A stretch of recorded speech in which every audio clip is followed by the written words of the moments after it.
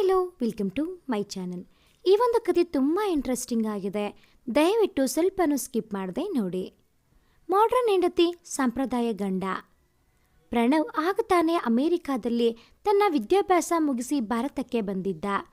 ತನ್ನ ತಂದೆ ವಿಶ್ವೇಶ್ವರ್ ಜವಾಬ್ದಾರಿಯನ್ನು ಕಡಿಮೆ ಮಾಡುವುದಕ್ಕಾಗಿ ತನ್ನ ಕಂಪನಿಯ ಎಲ್ಲ ಜವಾಬ್ದಾರಿಯನ್ನು ತಾನೇ ತೆಗೆದುಕೊಳ್ಳುತ್ತಾನೆ. ಅವನ ತಂದೆ ಅವನಿಗೆ ಮದುವೆ ಮಾಡಬೇಕೆಂದು ಅವನ ಒಪ್ಪಿಗೆಯನ್ನು ಕೇಳದೆ ಅವನ ಸ್ನೇಹಿತ ಶೇಖರ್ ಎನ್ನುವವನ ಮಗಳು ಅನನ್ಯಾಳೊಂದಿಗೆ ಮದುವೆ ನಿಶ್ಚಯ ಮಾಡುತ್ತಾರೆ. ಅನನ್ಯ ಒಬ್ಬಳು ಮಾಡ್ರನ್ ಹುಡುಗಿ. ವಿಶ್ವೇಶ್ವರ್ ಮತ್ತು ಶೇಖರ್ ಬಾಲ್ಯ ಸ್ನೇಹಿತರಾದ್ದರಿಂದ ಇಬ್ಬರ ಮನೆಯಲ್ಲೂ ಒಡನಾಟ ಚೆನ್ನಾಗಿ ಇರುತ್ತದೆ. ಈ ಕಾರಣದಿಂದ ಅನನ್ಯ ಚಿಕ್ಕ ವಯಸ್ಸಿನಿಂದಲೂ ಪ್ರಣವ್ನನ್ನು ಅತಿಯಾಗಿ ಪ್ರೀತಿ ಮಾಡುತ್ತಾ ಇರುತ್ತಾಳೆ. ಹಾಗಾಗಿ ಯಾರೂ ಪ್ರಣವ್ ಒಪ್ಪಿಗೆ ಕೂಡ ಕೇಳದೆ ಮದುವೆ ಮಾಡಿ ಮುಗಿಸುತ್ತಾರೆ. ಯಾರಪ್ಪ ಬೆಳಗ್ಗೆ ಬೆಳಗ್ಗೆ ಬಂದಿದ್ದು ಎಂದು ಶೇಖರ್ ಅವರು ಬಾಗಿಲು ತೆರೆಯುತ್ತಾರೆ. ಬಂದಿದ್ದು ಅವರ ಮುದ್ದು ಮಗಳು ಅನನ್ಯ, ಅದು ಲಗೇಜ್ ಸಮೇತವಾಗಿ. ಯಾಕೋ ಮಗಳ ಈ ವಿಚಿತ್ರ ನಡವಳಿಕೆ ಶೇಖರ್ ಅವರಿಗೆ ಅನುಮಾನ ಹುಟ್ಟಿಸುತ್ತದೆ. ಪುಟ್ಟ, ಯಾಕೋ ಬೆಳಗ್ಗೆ ಬೆಳಗ್ಗೆ ಬಂದಿದ್ದೀಯಾ? ಅದು ಬೇರೆ ಒಬ್ಬಳೆ, ಅಳಿಯಂದರೆಯಲ್ಲಿ ಎಂದು ಶೇಖರ್ ಅವರು ಅನುಮಾನದಲ್ಲಿ ಕೇಳುತ್ತಾರೆ. ಅಪ್ಪ, ನಾನು ಇನ್ಮುಂದೆ ಪ್ರಣವ್ ಮನೆಗೆ ಹೋಗಲ್ಲ. ಅವನಿಗೆ ನನ್ನನ್ನು ಕಂಡರೆ ಒಂದು ಅಂಶ ಕೂಡ ಪ್ರೀತಿ ಇಲ್ಲ ಎಂದು ಅನನ್ಯ ತನ್ನ ಗಂಡನ ಮೇಲೆ ದೂರು ಹೇಳುತ್ತಾಳೆ. ಯಾಕೋ ಮಗಳೇ, ನಿನಗ್ಯಾಕೆ ಹಾಗೆ ಅನಿಸಿತು? ನಮ್ಮ ಪ್ರಣವ್ ನಿನಗೆ ಬೇಸರ ಆಗುವ ಹಾಗೆ ಏನಾದರೂ ಮಾತನಾಡಿದನಾ? ಅಥವಾ ನಿಮ್ಮಿಬ್ಬರ ಮಧ್ಯೆ ಜಗಳ ಏನಾದರೂ ನಡೆದಿದೆಯಾ ಎಂದು ಶೇಖರ್ ಅವರು ಕೇಳುತ್ತಾರೆ. ಅಪ್ಪ, ಪ್ರಣವ್ ಜಗಳ ಮಾಡಿದ್ದರೆ ಅಥವಾ ನನ್ನ ಮೇಲೆ ಕೋಪ ಮಾಡಿಕೊಂಡಿದ್ದರೆ ಖಂಡಿತ ನನಗೆ ಬೇಸರ ಆಗುತ್ತಾ ಇರಲಿಲ್ಲ. ಆದರೆ ಅವನಿಗೆ ಇಷ್ಟ ಇಲ್ಲದ ಮದುವೆ ಎಂದು ನನಗೆ ಅನ್ನಿಸುತ್ತದೆ. ಅವನಿಗೆ ನನ್ನ ಮೇಲೆ ಒಂದು ಅಂಶ ಕೂಡ ಪ್ರೀತಿ ಇಲ್ಲ ಎಂದು ಅನನ್ಯ ನೊಂದುಕೊಳ್ಳುತ್ತಾಳೆ. ಯಾಕೆ ಮಗಳೇ, ಪ್ರಣವ್ಗೆ ನಿನ್ನ ಮೇಲೆ ಪ್ರೀತಿ ಇಲ್ಲ ಎಂದು ನಿನಗ್ಯಾಕೆ ಹಾಗೆ ಅನಿಸಿತು? ಶೇಖರ್ ಅನುಮಾನದಲ್ಲಿ ಕೇಳುತ್ತಾರೆ. ಅಪ್ಪ, ಪ್ರಣವ್ ಫಾರಿನ್ನಲ್ಲಿ ಓದು ಬಂದರೂ ಕೂಡ ಇನ್ನೂ ಹಳೆಯ ಕಾಲದ ಗೊಡ್ಡು ಸಂಪ್ರದಾಯವನ್ನು ಆಚರಿಸುವುದಲ್ಲದೆ ನನ್ನ ಬಳಿ ಕೂಡ ಆಚರಿಸು ಅಂತ ಹೇಳುತ್ತಾರೆ. ಇದರಿಂದ ನನ್ನ ಸ್ನೇಹಿತರ ಮುಂದೆ ನನಗೆ ತುಂಬ ಅವಮಾನ ಆಯಿತು ಎಂದು ಅನನ್ಯ ತನ್ನ ಬೇಸರವನ್ನು ಹೊರಹಾಕುತ್ತಾಳೆ. ಅಲ್ಲ ಮಗಳೇ, ಇಷ್ಟು ಚಿಕ್ಕ ವಿಷಯಕ್ಕೆ ಗಂಡನ ಮನೆಯನ್ನು ಬಿಟ್ಟು ಬರುವುದು ಸರಿಯಲ್ಲ ಎಂದು ಶೇಖರ್ ಅವರು ಬುದ್ಧಿವಾದ ಹೇಳುತ್ತಾರೆ. ಅಪ್ಪ, ಇದು ಚಿಕ್ಕ ವಿಷಯ ಅಲ್ಲ. ಪ್ರಣವ್ ಪಾಲಿಸುವ ಗೊಡ್ಡು ಸಂಪ್ರದಾಯ ನೋಡಿದರೆ ನಾನು ಆಗಿರೋದಕ್ಕೆ 3 ತಿಂಗಳು ಅವನ ಜೊತೆಯಲ್ಲಿ ಇದ್ದೆ. ಬೇರೆ ಯಾರಾದರೂ ಆಗಿದ್ದರೆ 2 ದಿನಕ್ಕೆ ಅವನನ್ನು ಬಿಟ್ಟು ಹೋಗುತ್ತಿದ್ದರು. ನಾನು ಅವನನ್ನು ಅತಿಯಾಗಿ ಪ್ರೀತಿಸುವ ಕಾರಣ ಇಷ್ಟು ದಿನ ಅವನನ್ನು ಸಹಿಸಿಕೊಂಡೆ. ಆದರೆ ಇನ್ನು ಮುಂದೆ ನನ್ನಿಂದ ಸಾಧ್ಯವಿಲ್ಲ ಎಂದು ಅನನ್ಯ ಹತಾಶಳಾಗಿ ಹೇಳುತ್ತಾಳೆ. ನೀನು ಅಷ್ಟು ಬೇಸರಗೊಂಡಿದ್ದೀಯಾ ಅಂದರೆ ಪ್ರಣವ್ ಪಾಲಿಸುವ ಆ ಗೊಡ್ಡು ಸಂಪ್ರದಾಯ ಏನು ಎಂದು ಶೇಖರ್ ಅವರು ಕುತೂಹಲದಿಂದ ಕೇಳುತ್ತಾರೆ. ಅಪ್ಪ, 1-2 ಒಂದು ಪಟ್ಟಿಯನ್ನೇ ತಯಾರಿಸಬಹುದು. ನಾನು ಮತ್ತು ಪ್ರಣವ್ ಒಂದು ಪಾರ್ಟಿಗೆ ಹೋಗಿದ್ದೆವು. ಅಲ್ಲಿ ದೊಡ್ಡ ದೊಡ್ಡ ವ್ಯಕ್ತಿಗಳು ಮತ್ತು ನನ್ನ ಗೆಳತಿಯರು ಕೂಡ ಬಂದಿದ್ದರು. ಅವರು ಮಾತನಾಡಿಸಿ ಕೈಕುಲುಕಲು ಬಂದರೆ ಅನ್ಎಜುಕೇಟೆಡ್ ರೀತಿ ನಮಸ್ಕಾರ ಮಾಡುತ್ತಾರೆ. ಹಾಗಾಗಿ ನನಗೆ ನನ್ನ ಸ್ನೇಹಿತರ ಎದುರಿಗೆ ಮುಜುಗರ ಆಯಿತು. ಇನ್ನು ಪಾರ್ಟಿಗೆ ಹೋಗುವಾಗ ಕೂಡ ಹಳೆಯ ಕಾಲದವರ ರೀತಿ ಬಂಗಾರದಲ್ಲಿ ಕಟ್ಟಿದ ಹವಳ ಮತ್ತು ಕರಿಮಣಿ ಉದ್ದ ತಾಳಿಯನ್ನು ಹಾಕು ಎಂದು, ಹಣೆಯ ಕುಂಕುಮ ಇಡೋ, ಕೈಗೆ ಬಳೆಯನ್ನು ತೊಡು, ಕಾಲಿಗೆ ಕಾಲುಂಗರ ಹಾಕು ಎಂದು ಹೇಳುತ್ತಾರೆ ಎಂದು ಅನನ್ಯ ತನ್ನ ಗಂಡನನ್ನು ದೂರುತ್ತಾಳೆ. ಅವನು ಹೇಳುವುದರಲ್ಲಿ ತಪ್ಪೇನಿದೆ? ಮದುವೆ ಆದವಳು ನೀನು, ಇಷ್ಟು ಚಿಕ್ಕ ವಿಷಯಕ್ಕೆ ಜಗಳ ಮಾಡಿ ಬಂದಿದ್ದೀಯಾ ಎಂದು ಶೇಖರ್ ಗದರುತ್ತಾರೆ. ಅಪ್ಪ, ಇಷ್ಟೇ ಆಗಿದ್ದರೆ ಹೇಗೋ ಸಹಿಸಿಕೊಳ್ಳುತ್ತಿದ್ದೆ. ಆದರೆ ಬೆಳಗ್ಗೆ ಬೇಗ ಹೇಳು, ಮನೆಯ ಬಾಗಿಲು ಸಾರಿಸಿ ರಂಗೋಲಿ ಹಾಕು, ವಾರಕ್ಕೊಮ್ಮೆ ಉಪವಾಸ ಮಾಡು, ಬಾಳೆ ಎಲೆಯಲ್ಲಿ ಊಟ ಹಾಕಿ ಕೈನಲ್ಲಿ ಊಟ ಮಾಡು ಎಂದು ಹೇಳುತ್ತಾರೆ. ಅದೂ ಅಲ್ಲದೆ ಪೂಜೆ ಮಾಡಿ ಹಳೆಯ ಕಾಲದವರ ಹಾಗೆ ವಿಭೂತಿ ಹಚ್ಚಿಕೊಳ್ಳುತ್ತಾರೆ. ಒಂದು ಸಲ ನನ್ನ ಸ್ನೇಹಿತರನ್ನು ಹಬ್ಬಕ್ಕೆ ಕರೆದಿದ್ದೆ. ಆಗ ಅವರು ಮಾವಿನ ಎಲೆಗಳಿಂದ ಬಾಗಿಲಿಗೆಲ್ಲ ತೋರಣ ಕಟ್ಟಿದ್ದರು. ಅಷ್ಟು ಬೆಲೆ ಬಾಳುವ ಮನೆಗೆ ಯಾವುದೋ ಎಲೆ ತಂದು ಕಟ್ಟಿದ್ದಕ್ಕೆ ನನ್ನ ಸ್ನೇಹಿತರು ನೋಡಿ ನಕ್ಕಿದ್ದರು.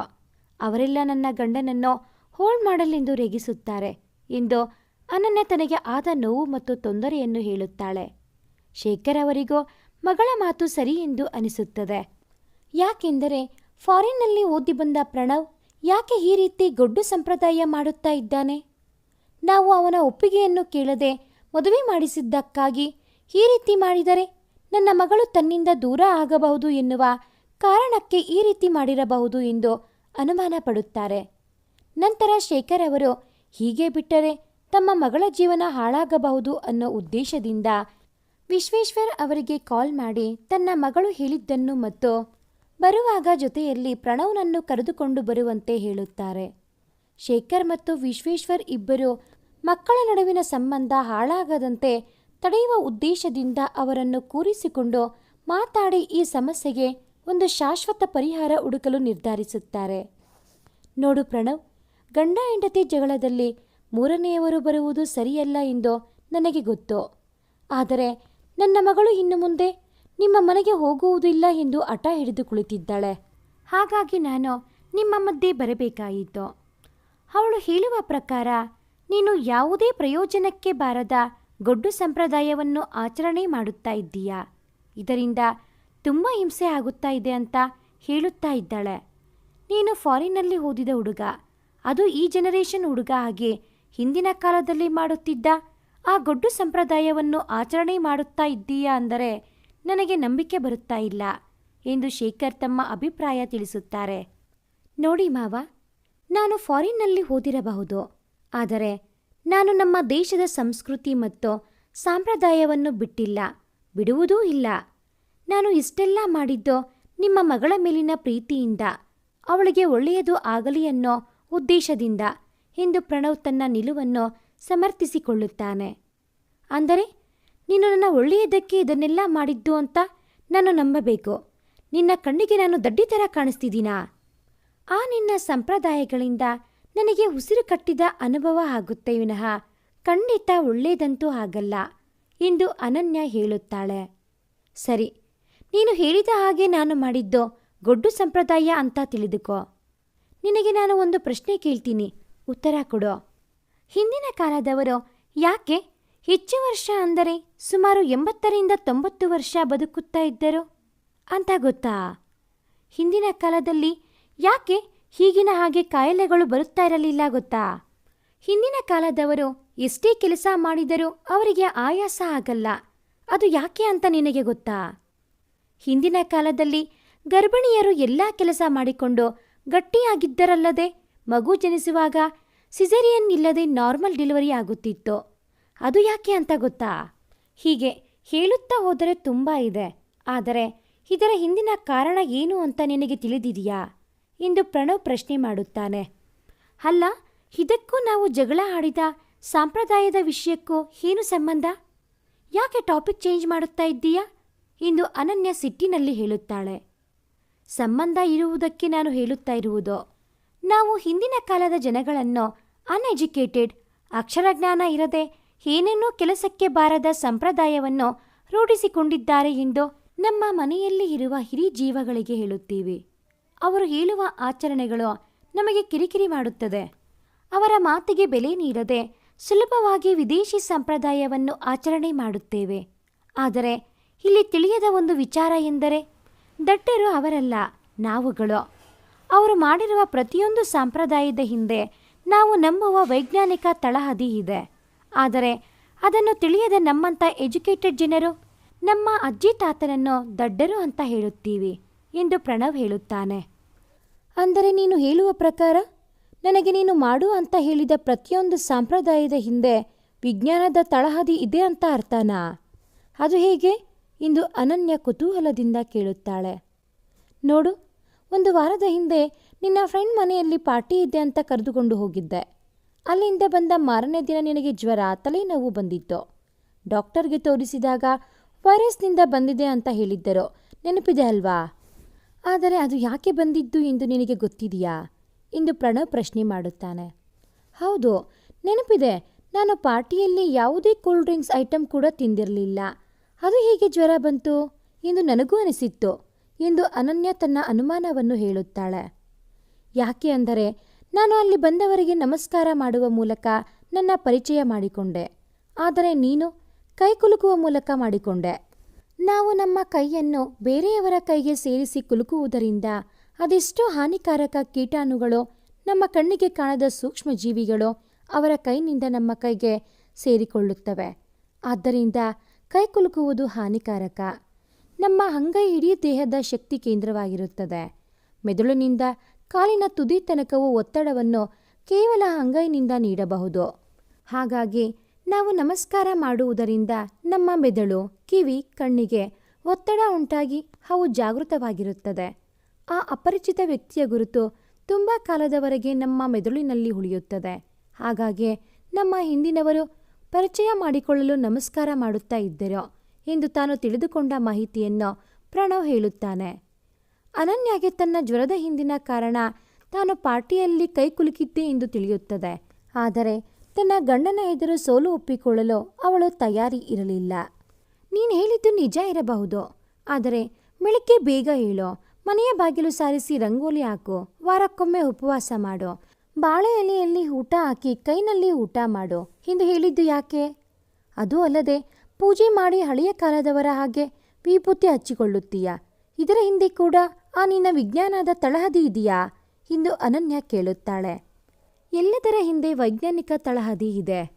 ನೀನು ಒಂದೊಂದೇ ಕೇಳು ಹೇಳ್ತೀನಿ, ಅದು ಬಿಟ್ಟು ಎಲ್ಲ ಒಟ್ಟಿಗೆ ಕೇಳಿದರೆ ಹೇಗೆ ಎಂದು ಪ್ರಣವ್ ನಗುತ್ತಾನೆ. ಅವನಿಗೆ ಅವನ ಹೆಂಡತಿಯ ಮನಸ್ಥಿತಿ ಅರ್ಥವಾಗಿತ್ತು. ಅವಳಿಗೆ ಈ ಎಲ್ಲ ಸಂಪ್ರದಾಯದ ಹಿಂದಿನ ಕಾರಣ ತಿಳಿಯುವ ಕುತೂಹಲ ಮೂಡಿತ್ತು. ಅದೂ ಅಲ್ಲದೆ ಶೇಖರ್ ಮತ್ತು ವಿಶ್ವೇಶ್ವರ್ ಅವರು ಕೂಡ ಕುತೂಹಲ ಭರಿತವಾಗಿ ಪ್ರಣವ್ ಮಾತಿಗೆ ಕಾಯುತ್ತಾ ಇದ್ದರು. ನೀನು ಕೇಳಿದ ಪ್ರತಿಯೊಂದು ಆಚರಣೆಯ ಹಿಂದೆ ವೈಜ್ಞಾನಿಕ ಕಾರಣ ಇದೆ. ಮೊದಲನೆಯದು, ಬೆಳಗ್ಗೆ ಬೇಗ ನಿನ್ನ ಎಬ್ಬಿಸುತ್ತಿದ್ದೆ ಯಾಕೆ ಗೊತ್ತಾ?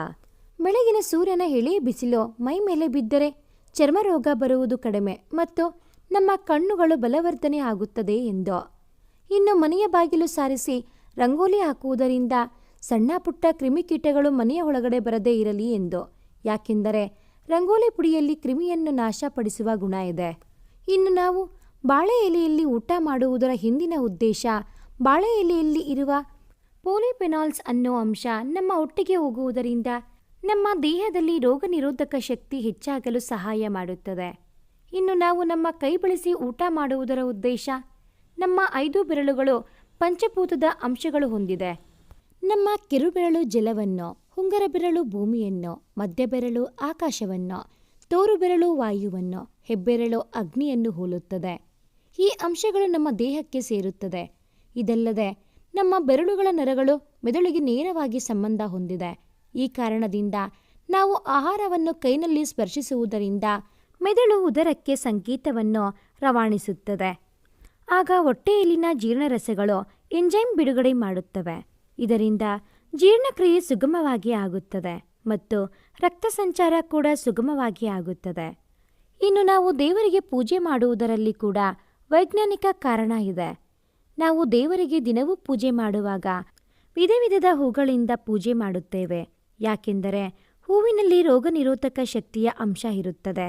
ಇದರಿಂದ ನಾವು ಹೂವನ್ನು ಕೈನಲ್ಲಿ ಸ್ಪರ್ಶ ಮಾಡುವುದರಿಂದ ಚರ್ಮದ ರಂಧ್ರಗಳ ಮೂಲಕ ನಮ್ಮ ದೇಹಕ್ಕೆ ಸೇರಲಿ ಎಂದು. ಇನ್ನು ವಿಭೂತಿಯನ್ನು ಹಚ್ಚಿಕೊಳ್ಳುವುದರ ಉದ್ದೇಶ ಕೂಡ ಅದೇ. ವಿಭೂತಿಯಲ್ಲಿ ಕೂಡ ರೋಗ ನಿರೋಧಕ ಶಕ್ತಿ ಇದೆ ಎಂದು ಪ್ರಣವ್ ಒಂದು ಸುದೀರ್ಘ ಉತ್ತರದ ಮೂಲಕ ತನ್ನ ಮಾತನ್ನು ನಿಲ್ಲಿಸುತ್ತಾನೆ. ವಿಶ್ವೇಶ್ವರ್ ಅವರಿಗೆ ತಮ್ಮ ಮಗ ತನಗೂ ಗೊತ್ತಿಲ್ಲದ ಎಷ್ಟೋ ವಿಷಯವನ್ನು ತಿಳಿದುಕೊಂಡಿದ್ದು ನೋಡಿ ಆಶ್ಚರ್ಯವಾಗುತ್ತೆ. ಅನನ್ಯ ಕೂಡ ತನ್ನ ಗಂಡ ತನ್ನ ದೂರ ಮಾಡುವ ಉದ್ದೇಶದಿಂದ ಈ ರೀತಿಯ ಗೊಡ್ಡು ಸಂಪ್ರದಾಯ ಆಚರಣೆ ಮಾಡುತ್ತಿದ್ದ ಎಂದು ಭಾವಿಸಿದ್ದಳು. ಆದರೆ ಇದರ ಹಿಂದಿನ ಉದ್ದೇಶ ನೋಡಿ ಅವಳಿಗೂ ಏನು ಹೇಳಬೇಕು ಎಂದು ತೋಚುವುದಿಲ್ಲ. ಶೇಖರ್ ಅವರಿಗೆ ತನ್ನ ಅಳಿಯ ತಿಳಿದುಕೊಂಡ ಮಾಹಿತಿಯ ಬಗ್ಗೆ ಕುತೂಹಲ ಮತ್ತು ಹೆಮ್ಮೆ ಆಗುತ್ತದೆ. ಹಾಗಾಗಿ ಇನ್ನೂ ಕೆಲವೊಂದು ವಿಷಯ ತಿಳಿದುಕೊಳ್ಳುವ ಮನಸ್ಸು ಆಗುತ್ತದೆ. ನೀನು ತುಂಬ ವಿಷಯವನ್ನು ತಿಳಿದಿದ್ದೀಯ ಪ್ರಣವ್. ಹಾಗಾದರೆ ಈ ಹೆಣ್ಣು ಮಕ್ಕಳು ತಾಳಿ, ಕುಂಕುಮ, ಕೈಗೆ ಬಳೆ, ಕಾಲುಂಗರ ಹಾಕುವುದರ ಹಿಂದಿನ ವೈಜ್ಞಾನಿಕ ಕಾರಣ ಏನು ಎಂದು ಶೇಖರ್ ತಿಳಿದುಕೊಳ್ಳುವ ಕಾತುರತೆಯಿಂದ ಕೇಳುತ್ತಾರೆ. ಮಾವ, ಅದರ ಹಿಂದೆ ಕೂಡ ಉದ್ದೇಶ ಇದೆ. ಕೈಗೆ ಬಳೆ ಹಾಕುವುದರಿಂದ ಬಳೆಗಳ ಸರಿದಾಡುವಿಕೆಯಿಂದ ರಕ್ತ ಸಂಚಾರ ಸುಗಮವಾಗಿ ಆಗುತ್ತದೆ. ಇನ್ನು ಕಾಲಿನ 2ನೇ ಬೆರಳಿನ ನರವು ಹೃದಯ ಮತ್ತು ಗರ್ಭಕೋಶಕ್ಕೆ ಸಂಪರ್ಕ ಹೊಂದಿದೆ. ಹೀಗಾಗಿ ಬೆಳ್ಳಿಯ ಕಾಲುಂಗರ ಹಾಕುವುದರಿಂದ ಭೂಮಿಯಲ್ಲಿ ಕೆಲವೊಂದು ಅಂಶಗಳನ್ನು ಹೀರಲು ಬೆಳ್ಳಿ ಸಹಾಯ ಮಾಡುತ್ತದೆ. ಇದರಿಂದ ಹೃದಯ ಮತ್ತು ಗರ್ಭಕೋಶದ ಆರೋಗ್ಯ ಮತ್ತು ಋತುಚಕ್ರ ಸರಿಯಾಗಿ ಆಗುವಂತೆ ಮಾಡುತ್ತದೆ. ಇನ್ನು ಹೆಣ್ಣು ಮಕ್ಕಳು ಹಚ್ಚುವ ಸಿಂಧೂರವನ್ನು ಪಾದರಸ ಬಳಸಿ ಮಾಡುತ್ತಾರೆ. ಇದರಿಂದ ಕ್ರಿಯಾತ್ಮಕವಾಗಿ ಮತ್ತು ನಾಡಿಮಿಡಿತ ನಿಯಂತ್ರಿಸಲು ಸಿಂಧೂರ ಸಹಾಯ ಮಾಡುತ್ತದೆ. ಇನ್ನು ಉದ್ದವಾದ ಮಂಗಳಸೂತ್ರ ಹಾಕುವುದರಿಂದ ಅದು ಹೃದಯದ ಹತ್ತಿರ ಇರುತ್ತದೆ. ಮಂಗಳಸೂತ್ರದಲ್ಲಿನ ಹವಳಗಳು ಮತ್ತು ಮುತ್ತುಗಳು ಕಾಸ್ಮಿಕ್ ತರಂಗಗಳನ್ನು ಆಕರ್ಷಿಸುತ್ತದೆ ಮತ್ತು ಹೃದಯದ ಚಟುವಟಿಕೆಗೆ ಸಹಾಯಕಾರಿ ಒದಗಿಸುತ್ತದೆ. ಅದೂ ಅಲ್ಲದೆ ಋಷಿಮುನಿಗಳು ಹೇಳುವ ಪ್ರಕಾರ ಹಿಂದಿನ ಕಾಲದ ಮಹಿಳೆಯರು ಹವಳದ ತಾಳಿಯನ್ನು ಬಳಸುತ್ತಿದ್ದ ಕಾರಣ ಹೆರಿಗೆಯ ಸಮಯದಲ್ಲಿ ಸಿಸೇರಿಯನ್ ಆಗುವ ಸಂದರ್ಭ ಇರಲಿಲ್ಲ. ಹೆರಿಗೆ ಸುಗಮವಾಗಿ ಆಗುತ್ತಿತ್ತು. ಆದರೆ ಇಂದು ತಾಳಿಯಲ್ಲೂ ಕೂಡ ಫ್ಯಾಷನ್ ಬಂದಿದೆ ಎಂದು ಪ್ರಣವ್ ತನಗೆ ತಿಳಿದ ಮಾಹಿತಿಯನ್ನು ಹೇಳುತ್ತಾನೆ. ಅಲ್ಲ ಮಗನೇ, ಮತ್ತೆ ಈ ಹಬ್ಬದ ದಿನ ಮಾವಿನ ಎಲೆಯನ್ನು ತೋರಣಕ್ಕೆ ಯಾಕೆ ಬಳಸುತ್ತಾರೆ? ಮತ್ತೆ ಈ ವಾರಕ್ಕೊಮ್ಮೆ ಉಪವಾಸ ವ್ರತ ಅಂತ ಮಾಡುತ್ತಾರೆ ಅಲ್ವಾ, ಅದು ಯಾಕೆ? ಇದರ ಹಿಂದೆ ಕೂಡ ನಿನ್ನ ವೈಜ್ಞಾನಿಕ ಉದ್ದೇಶ ಇದೆಯಾ ಎಂದು ವಿಶ್ವೇಶ್ವರ್ ಅವರು ಮಗನ ಬಳಿ ಕೇಳುತ್ತಾರೆ. ಇದೇ ಅಪ್ಪ, ಈ ಹಬ್ಬದ ಸಮಯದಲ್ಲಿ ನಮ್ಮ ಬಂಧು ಬಳಗ, ಸ್ನೇಹಿತರು ಇಂದು ತುಂಬ ಜನ ಸೇರುತ್ತಾರೆ. ಆಗ ಬಿಡುಗಡೆಯಾದ ಇಂಗಾಲ ಡೈಆಕ್ಸೈಡ್ ಅನ್ನು ಮಾವಿನ ಎಲೆಗಳಿಂದ ಬಿಡುಗಡೆಯಾದ ಆಮ್ಲಜನಕ ಹೊಡೆದು ಓಡಿಸುತ್ತದೆ. ಇನ್ನು ನಾವುಗಳು ವಾರಕ್ಕೊಮ್ಮೆ ಉಪವಾಸ ಮಾಡುವುದರಿಂದ ಆಗುವ ಪ್ರಯೋಜನ, ನಮ್ಮ ದೇಹದಲ್ಲಿ ಹಲವು ಬಾರಿ ವಿಷಕಾರಿ ಅಂಶಗಳು ಶೇಖರವಾಗಿರುತ್ತದೆ. ಆದ್ದರಿಂದ ಉಪವಾಸ ಮಾಡಿದರೆ ದೇಹವು ಆ ವಿಷಕಾರಿ ಅಂಶಗಳನ್ನು ಹೊರಹಾಕುತ್ತದೆ ಎಂದು ಪ್ರಣವ್ ತನ್ನ ತಂದೆಗೆ ತಿಳಿಸುತ್ತಾನೆ. ಶೇಖರ್ ಅವರಿಗೆ ತಮ್ಮ ಅಳಿಯನ ಮೇಲೆ ಗೌರವ ಭಾವ ಮೂಡುತ್ತದೆ. ವಿದೇಶದಲ್ಲಿ ಓದಿ ಬಂದರೂ ಕೂಡ ಭಾರತೀಯ ಸಂಪ್ರದಾಯ ಆಚರಣೆ ಮಾಡುವುದಲ್ಲದೆ ಅದರ ಹಿಂದಿನ ವೈಜ್ಞಾನಿಕ ಉದ್ದೇಶವನ್ನು ನಮಗೆ ತಿಳಿಸಿದ. ಪ್ರಣವ್, ನೀನು ಹೇಳಿದ್ದು ಈಗ ಸತ್ಯ ಅಂತ ನನಗೆ ಅನಿಸುತ್ತದೆ. ನನ್ನ ತಾಯಿ ಕೂಡ ಈ ರೀತಿ ಸಂಪ್ರದಾಯವನ್ನು ಆಚರಣೆ ಮಾಡು ಎಂದು ಹೇಳಿದಾಗ ನಾನು ಅವಳ ಬಳಿ ಇದು ಗೊಡ್ಡು ಸಂಪ್ರದಾಯ ಎಂದು ಹೇಳಿದ್ದೆ. ಆಗಿನ ಕಾಲದವರು 10-12 ಮಕ್ಕಳನ್ನು ಹೇರುತ್ತಿದ್ದರು. ಆದರೆ ಈಗಿನ ಕಾಲದವರು ಒಂದು ಮಗುವನ್ನು ಹೇರಲು ಕಷ್ಟಪಡುತ್ತಾರೆ. ಆಗಿನವರಿಗೆ ಅನಾರೋಗ್ಯ ಬರುವುದೇ ಕಡಿಮೆ. ಆದರೆ ಈ ಕಾಲದಲ್ಲಿ ಈಗ ತಾನೇ ಹುಟ್ಟಿದ ಮಗುವಿಗೆ ಕೂಡ ಅನಾರೋಗ್ಯ ಶುರುವಾಗಿ ಬಿಡುತ್ತದೆ. ಇನ್ನೂ ಆಗಿನ ಕಾಲದವರು 80 ವರ್ಷ ಆದರೂ ಕೂಡ ಗಟ್ಟಿಯಾಗಿ ಇರುತ್ತಿದ್ದರು. ಅಲ್ಲದೆ ಎಲ್ಲ ಕೆಲಸವನ್ನು ತಾವೇ ಮಾಡಿಕೊಳ್ಳುತ್ತಿದ್ದರು. ಆದರೆ ನಾವುಗಳು ಎಲ್ಲದಕ್ಕೂ ಯಂತ್ರವನ್ನು ಅಳವಡಿಸಿಕೊಂಡರೂ ಅವರಷ್ಟು ದಿನಪೂರ್ತಿ ಹುರುಪಿನಿಂದ ಇರಲು ಸಾಧ್ಯವಿಲ್ಲ. ಇದಕ್ಕೆಲ್ಲ ಕಾರಣ ಹೀಗೆ ತಿಳಿಯಿತು ಎಂದು ಶೇಖರ್ ಅವರು ತಮ್ಮ ಅಳಿಯನ ವಿಚಾರಧಾರೆಗೆ ಬೆರಗಾಗಿ ಹೇಳುತ್ತಾರೆ. ನೀನು ಹೇಳಿದ್ದು ನಿಜ ಮಗನೇ. ನಮ್ಮಲ್ಲಿಯೇ ಒಳ್ಳೆಯ ತಿನಿಸುಗಳು ಇದ್ದರೂ ಕೂಡ ಇಂದಿನವರು ಫಾಸ್ಟ್ ಫುಡ್ಗೆ ಅವಲಂಬಿಸಿದ ಹಾಗೆ ವಿದೇಶಿಯ ಆಚರಣೆ ಸುಲಭ ಎಂದು ಅದನ್ನು ಅವಲಂಬಿಸುತ್ತಾರೆ. ಅದರಿಂದ ಮುಂದೆ ನಮ್ಮ ಆರೋಗ್ಯ ಹಾಳಾಗುತ್ತದೆ ಎಂದು ಅವರಿಗೆ ತಿಳಿದಿರುವುದಿಲ್ಲ. ಅದೇನೋ ಹೇಳುತ್ತಾರಲ್ಲ, ಕ್ಷಣಸುಖಕ್ಕೆ ಆಸೆಪಟ್ಟು ಜೀವನ ಹಾಳು ಮಾಡಿಕೊಂಡ ಹಾಗೆ. ನಮ್ಮ ಭಾರತೀಯ ಸಂಪ್ರದಾಯ ಆಚರಣೆ ಸ್ವಲ್ಪ ಕಷ್ಟ ಅನಿಸಿದರೂ ಕೂಡ ಅದರ ಪ್ರಯೋಜನ ತುಂಬ ದೊಡ್ಡದು. ಖಂಡಿತ ಇನ್ನು ಮುಂದೆ ನಾನು ನಮ್ಮ ಸಂಪ್ರದಾಯವನ್ನೇ ಆಚರಣೆ ಮಾಡುತ್ತೇನೆ ಎಂದು ವಿಶ್ವೇಶ್ವರ್ ಅವರು ಹೇಳುತ್ತಾರೆ. ಸಾರಿ ಪ್ರಣವ್, ನಾನು ನಿನ್ನನ್ನು ತಪ್ಪಾಗಿ ಭಾವಿಸಿದ್ದೆ. ಮದುವೆಯ ಸಮಯದಲ್ಲಿ ಅಪ್ಪ ಮತ್ತು ಮಾವ ನಿನ್ನ ಒಪ್ಪಿಗೆ ಕೇಳದೆ ಮದುವೆ ಮಾಡಿಸಿದ್ದಕ್ಕೆ ನೀನು ಈ ರೀತಿ ಸಂಪ್ರದಾಯ ಎಂದು ನನಗೆ ತೊಂದರೆ ಕೊಡುತ್ತೀಯಾ ಎಂದು ಅಂದುಕೊಂಡಿದ್ದೆ. ಆದರೆ ಇದರ ಹಿಂದೆ ನನ್ನ ಆರೋಗ್ಯ ಚೆನ್ನಾಗಿರಲಿ ಅನ್ನೋ ಕಾಳಜಿ ಇದೆ ಎಂದು ನನಗೆ ತಿಳಿದಿರಲಿಲ್ಲ ಎಂದು ಬೇಸರದಲ್ಲಿ ಅನನ್ಯ ಹೇಳುತ್ತಾಳೆ. ಯಾಕೆ ಬೇಸರ ಮಾಡಿಕೊಳ್ಳುವುದು? ನಿನಗೆ ತಿಳಿದಿರಲಿಲ್ಲ ಅಲ್ವಾ? ನಿನ್ನ ಹಾಗೆ ಎಷ್ಟೋ ಜನರಿಗೆ ಈ ರೀತಿ ನಮ್ಮ ಭಾರತೀಯ ಸಂಪ್ರದಾಯದ ಹಿಂದಿನ ವೈಜ್ಞಾನಿಕ ಕಾರಣ ತಿಳಿದಿಲ್ಲ. ಹುಟ್ಟಿನಿಂದ ಸಾಯುವವರೆಗೆ ಮಾಡುವ ಎಲ್ಲ ಸಂಪ್ರದಾಯದ ಹಿಂದೆ ವೈಜ್ಞಾನಿಕ ಕಾರಣ ಇದೆ. ಹಾಗಾಗಿ ಹೇಳಿದ್ದು, ಈ ಎಲ್ಲ ಆಚರಣೆ ಗೊಡ್ಡು ಸಂಪ್ರದಾಯ ಅಲ್ಲ, ಎಲ್ಲ ನಮ್ಮ ಆರೋಗ್ಯದ ದೃಷ್ಟಿಯಿಂದ ಮಾಡಿದ್ದು ಎಂದು ಪ್ರಣವ್ ಹೇಳುತ್ತಾನೆ. ನಿಜ ಪ್ರಣವ್, ನಮ್ಮ ಹಿರಿಯರು ಈ ಎಲ್ಲ ಸಂಪ್ರದಾಯವನ್ನು ನಮ್ಮ ಆರೋಗ್ಯದ ದೃಷ್ಟಿಯಿಂದ ಮಾಡಿದ್ದು. ಆದರೆ ನಾವುಗಳೇ ಅದನ್ನು ಅರಿತುಕೊಂಡಿಲ್ಲ. ಖಂಡಿತ ಇನ್ನು ಮುಂದೆ ಈ ಎಲ್ಲ ಸಂಪ್ರದಾಯವನ್ನು ನಿನ್ನೊಂದಿಗೆ ನಾನು ಕೂಡ ಆಚರಣೆ ಮಾಡುತ್ತೇನೆ ಎಂದು ಅನನ್ಯ ಹೇಳುತ್ತಾಳೆ. ವಿಶ್ವೇಶ್ವರ್ ಮತ್ತು ಶೇಖರ್ ಅವರು ಕೂಡ ಅನನ್ಯ ಮಾತಿಗೆ ತಲೆದೂಗುತ್ತಾರೆ. ಅಂತೂ ನಿಮ್ಮಿಬ್ಬರ ನಡುವಿನ ಮನಸ್ತಾಪದಿಂದ ನಮಗೆ ನಮ್ಮ ಸಂಪ್ರದಾಯದ ಬಗ್ಗೆ ತಿಳಿದುಕೊಳ್ಳಲು ಸಹಾಯ ಆಯಿತು ಎಂದು ಶೇಖರ್ ಅವರು ನಗುತ್ತಾರೆ. ಸರಿ ಸರಿ, ಇದೆಲ್ಲ ತಿಳಿದುಕೊಳ್ಳಲು ನಾನೇ ಕಾರಣ. ಯಾಕೆ ಅಂದರೆ ಪ್ರಣವ್ ಜೊತೆ ಜಗಳ ಮಾಡಿ ಬಂದದ್ದು ನಾನು. ಬನ್ನಿ, ಹೊಟ್ಟೆ ತುಂಬ ಹಸಿವಾಗ್ತಾ ಇದೆ, ಊಟ ಮಾಡೋಣ ಎಂದು ಅನನ್ಯ ಎಲ್ಲರನ್ನೂ ಕರೆದು ಹೊರಡುತ್ತಾಳೆ. ನಾವು ಹಿರಿಯರು ಹೇಳಿದ ಮಾತನ್ನು ಲೆಕ್ಕಿಸುವುದಿಲ್ಲ, ಯಾಕೆಂದರೆ ಅವರು ಅನ್ಎಜುಕೇಟೆಡ್, ಫ್ಯಾಷನ್ ಗೊತ್ತಿಲ್ಲ ಅಂತ. ಆದರೆ ಅವರಿಗೆ ಗೊತ್ತಿರುವುದರಲ್ಲಿ ಎಳ್ಳಷ್ಟು ನಮಗೆ ತಿಳಿದಿರುವುದಿಲ್ಲ. ಅವರು ಹೇಳುವ ಪ್ರತಿ ಸಂಪ್ರದಾಯದಲ್ಲೂ ಒಂದು ವೈಜ್ಞಾನಿಕ ಕಾರಣವಿರುತ್ತದೆ. ಆ ಕಾರಣ ಅವರಿಗೆ ತಿಳಿಯದೇ ಇರಬಹುದು, ಆದರೆ ಅವರು ಹೇಳುವುದು ತಪ್ಪಲ್ಲ. ಸಂಪ್ರದಾಯಗಳನ್ನು ಪಾಲಿಸುವುದರಿಂದ ನಮ್ಮ ಆರೋಗ್ಯವೂ ಚೆನ್ನಾಗಿರುತ್ತೆ, ಹಾಗೆಯೇ ಹಿರಿಯರ ಮಾತಿಗೆ ಬೆಲೆ ಕೊಟ್ಟಾಗೂ ಇರುತ್ತೆ. ಆಗ ಆರೋಗ್ಯಕ್ಕೆ ಆರೋಗ್ಯ, ಸಂತೋಷಕ್ಕೆ ಸಂತೋಷವೂ ನಮ್ಮ ಬಳಿ ಇರುತ್ತದೆ. ಈ ಒಂದು ಕತೆ ನಿಮಗೆ ಇಷ್ಟ ಆಗಿದ್ದಲ್ಲಿ ಪ್ಲೀಸ್ ಲೈಕ್ ಮಾಡಿ, ಶೇರ್ ಮಾಡಿ, ಹಾಗೆಯೇ ಕಾಮೆಂಟ್ ಮಾಡೋದನ್ನು ಮರಿಬೇಡಿ. Thanks for watching this video.